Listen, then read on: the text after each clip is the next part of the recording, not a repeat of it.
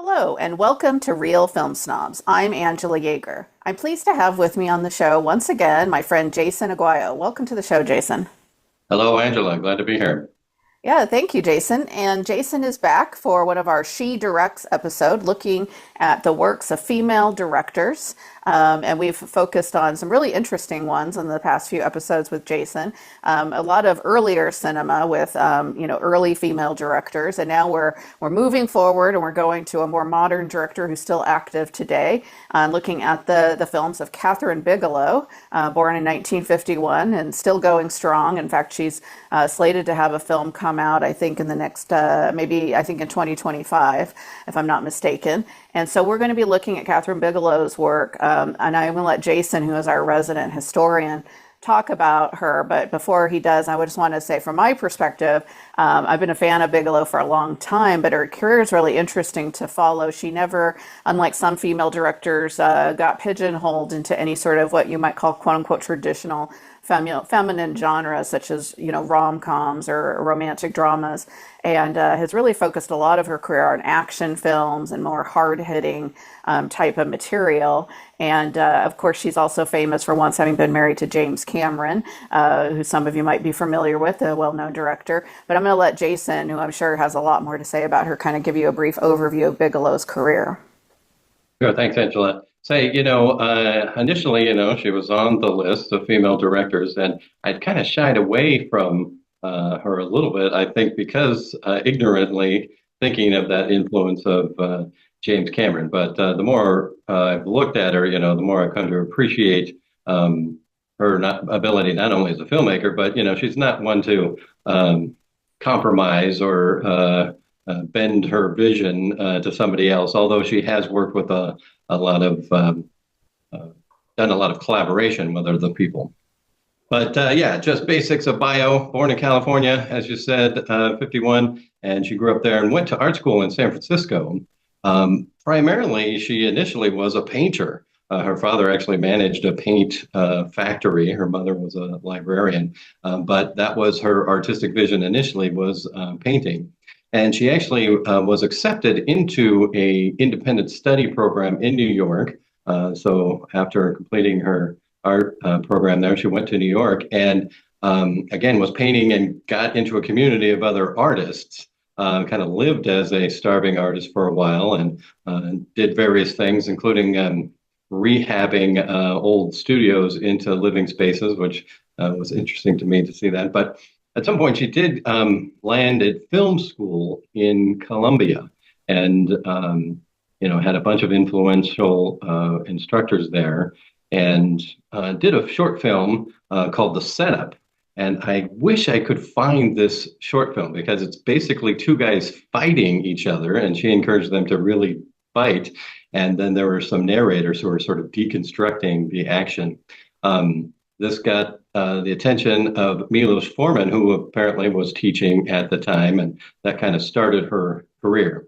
But as you said, I think she's just a skilled filmmaker, regardless of genre. Really came to appreciate the look of her films, how she puts things together, the pacing of things. And it is kind of strange that she sort of rejected the feminist filmmaker kind of idea and was doing a lot of action and male-dominated films to begin with.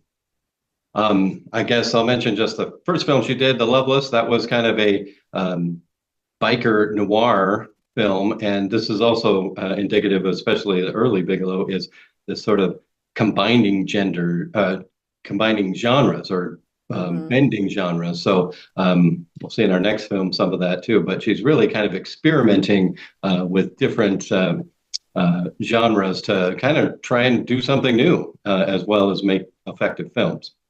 I wish she would go back to that. There was something on Letterboxd recently. Someone said we need 1985 to 1995 Bigelow more than ever, because I love the way she melds genres in her early part of her career.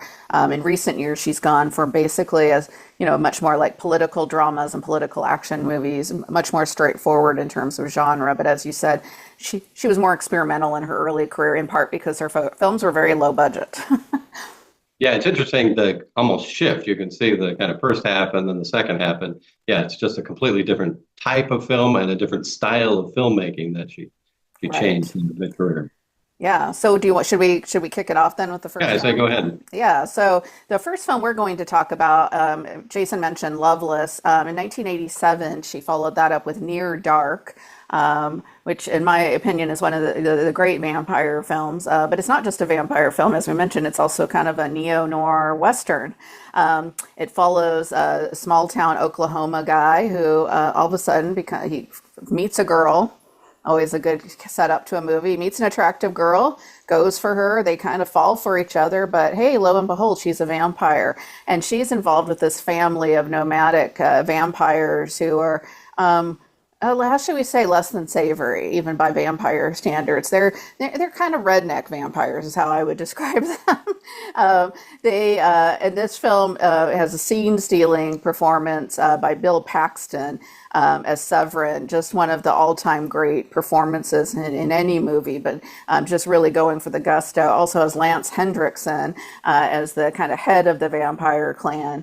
One of the things this film has always been known for is the fact that the two leads are the least interesting characters in the movie, which is true. I think Adrian Pascal as the young man and Jenny Wright as the love interest, they're fine, but they're by far not the interesting people in this movie. In fact, I would say even the father and the young girl of the guy who are also searching for their brother who's gone missing are even more interesting. And it's really the side characters, the other vampires, particularly Paxton, but that whole crew with Lance Hendrickson, all of them, that kind of steal the show.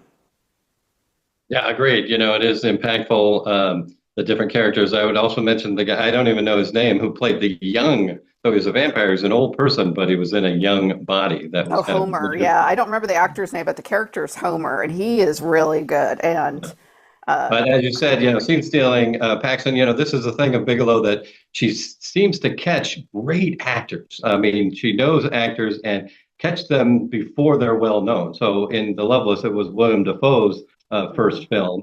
And, this one had some people who would come to be bigger names. I guess the little mentioned, she had the relationship with James Cameron and came to know him by this time.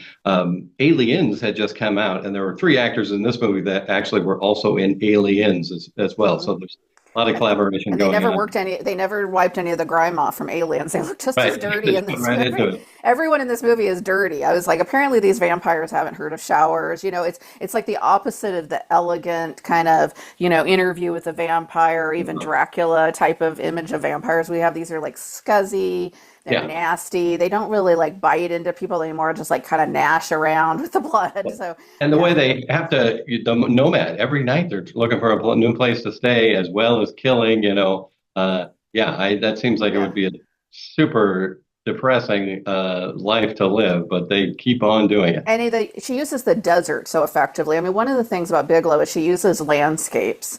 I think landscape is like another character in all of her movies, and I'll talk about that a lot in both Point Break and Strange Days. But she uses the scenery around her as part of the story. And in the case of Near Dark, shooting this in like Oklahoma and Texas in these very kind of like flat deserty, dry areas. It makes the sun with a vampire movie even more penetrating. This isn't like a old Europe or something you think of with vampires, and so it gives it a much more. And again, I kind of called it like redneck vampire movie, but it gives Yeah. it that kind of backwater feeling, and Yeah, there's really, definitely really some effective. great scenes where that's used. I guess a cool thing when they're locked up in the hotel and the gunfire is coming in, and it's not the bullets that are hurting them, but the little streams of sunlight that are like Shooting through the touching. window. Yes, Yeah, yeah, yeah. very effective. Yeah, really fun movie.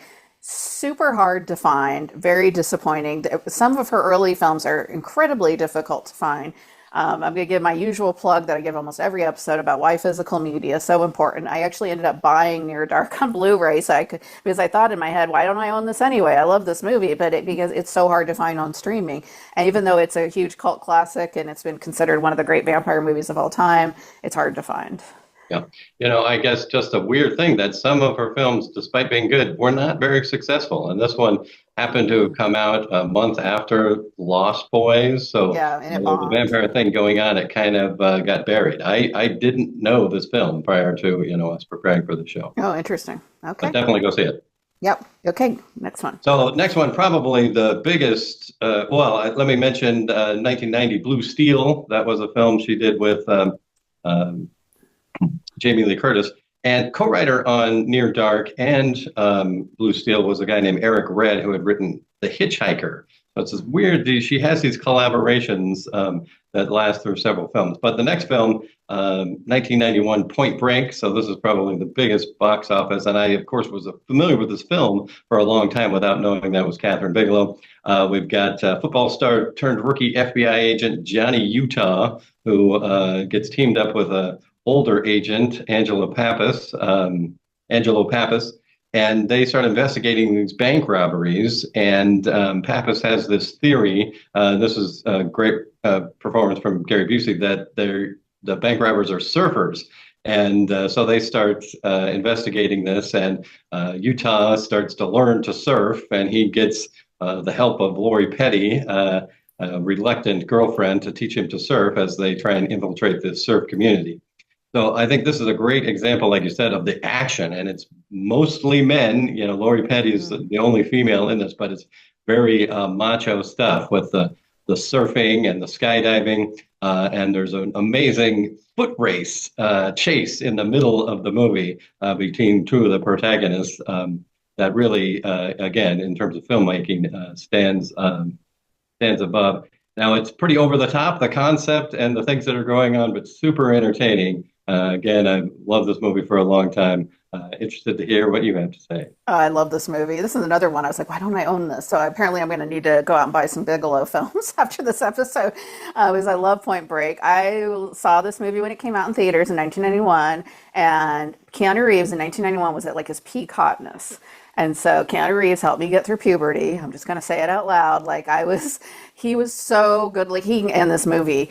And when I rewatched it, and I hadn't seen it in probably a decade, right? But I'd probably seen it 15 times before that. It was on rewatch a lot for me in high school on VHS tape. I was like, oh wow, he is, yes, amazing looking. So I just have to, and he's wet the whole movie. I mean, he's just dripping wet all the time. But it's a very sexy movie. It is ridiculous. It's an over the top action movie. But again, the action sequences, the bank sequences with the bank robbers with the president masks on are so well staged. Those scenes have been ripped off endlessly since this movie came out. And you have the whole surf community, which of course is like a perfect pairing with Keanu Reeves, even though his character isn't supposed to know how to surf. He obviously blends in right away. You're like, it's Keanu, of course he's a surfer. So it ends up working. Patrick Swayze is the bad guy, but he's kind of a likable bad guy, or he's charismatic, and he's great in this. And so, again, she takes actors who were not well known for these types of movies. I mean, I would say this is the movie that really helped Keanu go from like the kind of weird indie movies he had been doing to kind of help him break into action. And led up to things like Speed, and he started to become an action star because of these kinds of movies. So, I didn't have the same experience with Keanu that you did. It was interesting though that he was playing against the Bill and Ted sort of style and being this really straight-laced kind of thing, and I felt like that was his niche. The less acting he was trying to do, the better. But right, he's very certainly stone-faced. Yeah. yeah.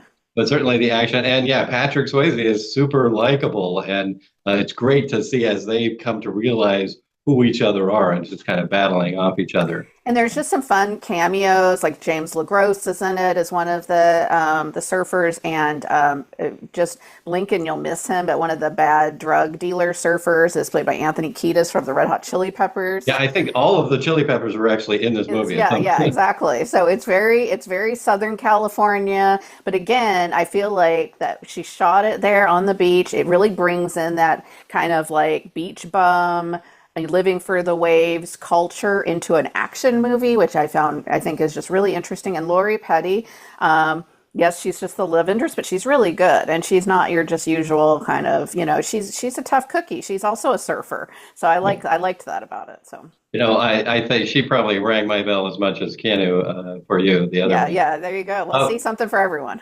One note, the end scene is supposed to be a wave of the century in Australia, but it was actually shot here in Oregon, up a little bit north of Cannon Beach.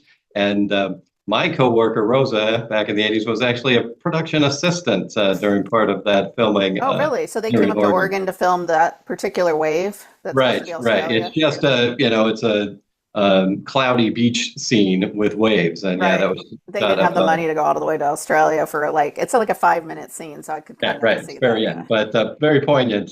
Great finish. And again, speaking of Bigelow, like a lot of female directors, she wasn't given huge budgets early in her career until she proved herself, which took like 10 films because that's how Hollywood works.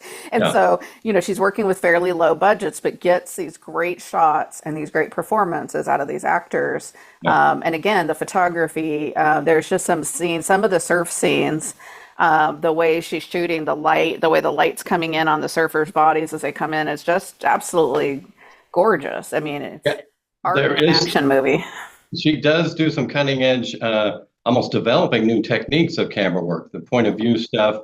She did that on this, and definitely for Strange Days and Hurt Locker. And so she's really working out some highly technical stuff. The surfing as well as the skydiving, was really impressive in Oh, this and movie. that's one of the great scenes too. Everyone talks about the skydiving scene. If you haven't seen this movie, I don't want to give it away. Although if you haven't seen this movie, you're a little late to the party. It was 1991, folks, but it's the skydiving scene is amazing, and it totally seems like something. I mean, all these guys, including the Keanu character, and that's where he really bonds with them, even though he's more straight-laced, right? He's an adrenaline junkie, and we Yeah. know guys out there like this, and so these guys all have this in common. So And this is really the high point of her slick Hollywood filmmaking. Like Blue Steel and this are about as clean and perfect technique as you can get. She kind of develops beyond that, but this is kind of the height of that. yeah. Okay, well, let's go to the next one. Oh, one thing, Oh my yeah. copy I got from our dear friend Victoria Roberts, who passed some years ago, but I inherited my copy of Point Break from her library. So, Oh, okay. That's kind of sweet. That's really sweet. And see, Victoria also understood the importance of physical media right. because Point Break is probably the easiest to find of these movies, maybe next Yeah. to The Hurt Locker, but yeah, you can find it on streaming. But So on to our next movie. Oh, I guess so. That's me. 95 Strange Days. Again, this is James Cameron written. By this time, their relationship had ended, but he was still influential. So this story came from James Cameron. It's set in the last couple of days of 1999. LA is kind of a war zone, so this is playing off a lot of the riots of that were going on in the early 90s at that time, like the Rodney King verdict and such. Centers on a guy named Lenny Nero, who is a black market kind of marketeer of something called squid recordings. And this is a advanced technology that plugs directly into your brain and makes you experience the recordings of other people's lives. So he has a friend who is trying to get in touch with him because he needs help. He kind of misses that contact, and he's pining for an old girlfriend, Faith, played by Juliette Lewis, who's now shacked up with this music promoter. He's getting help from another ex-cop, Max, as well as kind of bodyguard limo driver ex-girlfriend, Mace, played by Angela Bassett. So I think she's the highlight in this movie, but there's a lot of stuff going on. There's end up really kind of one of the few like mysteries in the Bigelow scope where what's happening. You kind of figure out piece by piece, but there's some cops chasing after him. It all comes to head at the New Year's into the year 2000. So pretty wild movie. did you like it? I was kind of holding back to hear what you had to say. I watched it again the other night, and I guess I have mixed things about Variety. I mean, some of the things, great actors. I mean, Ray Fine, of course, Angela Bassett, Juliette Lewis was probably, right in her prime. I really love the Angela Bassett character because she's kind of this kick-ass woman compared to Lenny, who's sort of meek and more of a talker. But as far as what's going on and what's being said, I mean, talk about atmosphere, it is LA, but it's all night. There's like almost no daytime in this movie. And, the whole squib thing where you're like plugging in to feel these recordings. I mean, some of it he's like caught up in the past, and that's sort of depressing. A few good scenes where like he gave a guy that didn't have legs, this recording where he was running on the beach, and so that was pretty cool. But some of the people in the movie are like swear it off, they don't want to Well, do it. yeah, And it it's is a believable. sci-fi dystopian thriller. You're not expecting it to be happy, so it's a dark movie. I love this movie. I think it's a classic. I think, and again, hard to find. Never been given a really good Blu-ray. Hopefully, Criterion is listening somewhere out there and puts it out because it would could really use visually. She does a few things here that are pretty from a technical perspective really early. So she does a lot of point of view shots, which now it's like humdrum. Okay, yeah, but you have to remember like that wasn't really commonplace until really Blair Witch, which was later than this, and this is 95. And so she uses a lot of point of view shots. She's really kind of looking at virtual reality. When people are tapped into the devices, the squid devices, how much different is that from where VR and putting those goggles on that people put on now, where they can interact with things. It's very similar. And so it's very prescient. And of course, the race relations part of it, I think, is the most important thing to address is that, it's a response in a way to Rodney King and the riots that were going on.